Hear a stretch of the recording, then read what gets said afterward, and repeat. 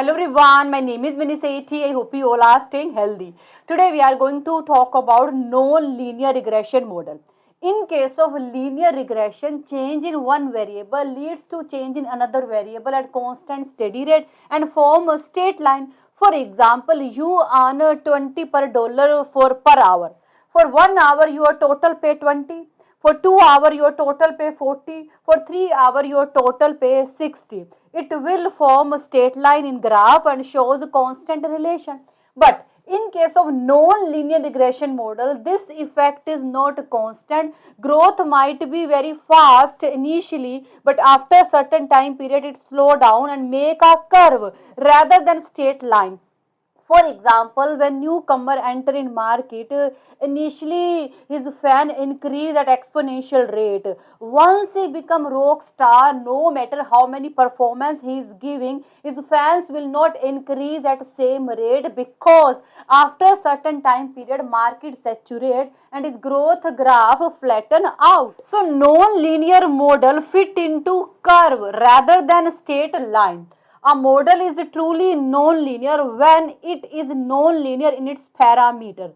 That means you cannot express its parameter into linear form, or you can say that in case of non-linear model, coefficient which you want to find out are trapped inside fractions or exponent. No matter what math trick or logarithm you apply, you cannot pull them apart into straight line.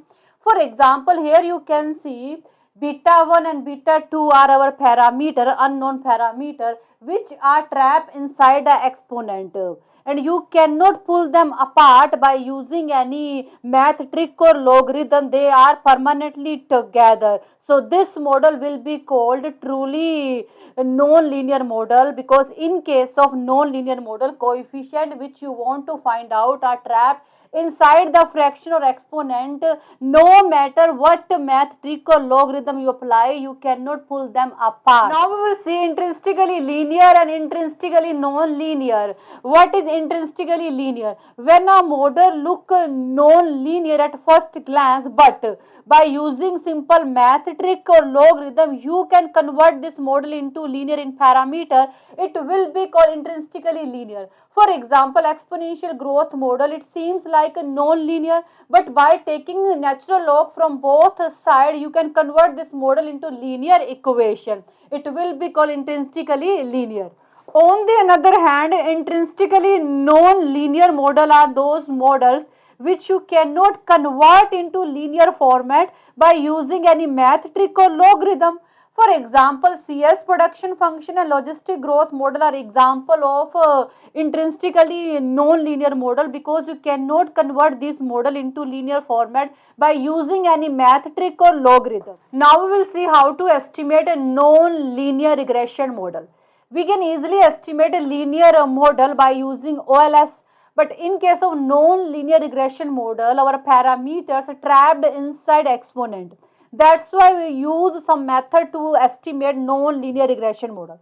First is trial and error method. Here you make pure guess for unknown parameter or number and calculate how much total error you have.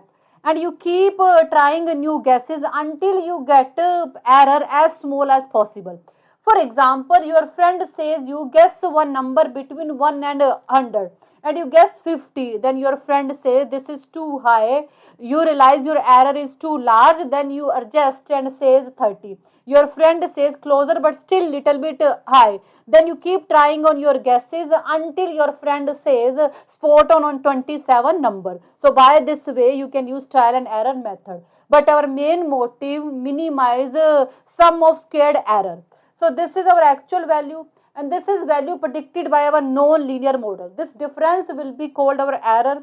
Here we squared our error because some error are positive and some error are negative. In order to remove cancellation effect, we squared our error.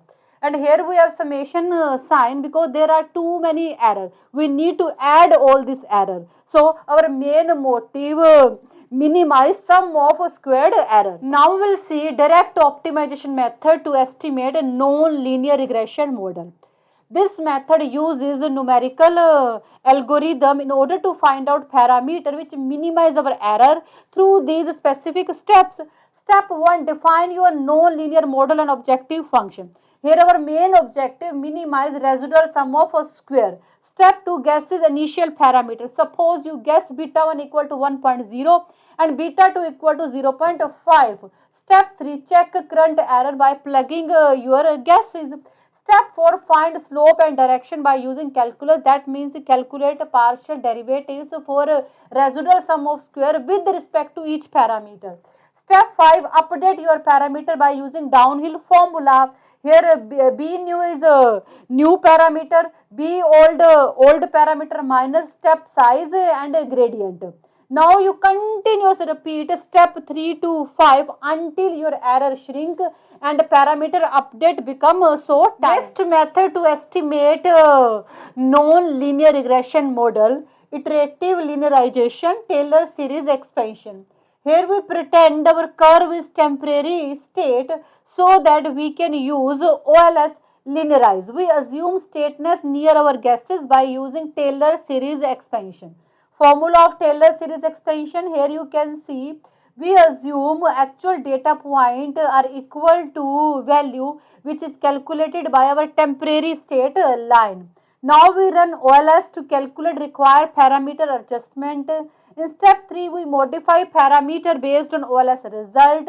We will repeat all steps until we find our change become almost equal to 0. That means now you find exact value. So this is all about today's video. I think you got it and thank you so much for watching this video. Bye. Take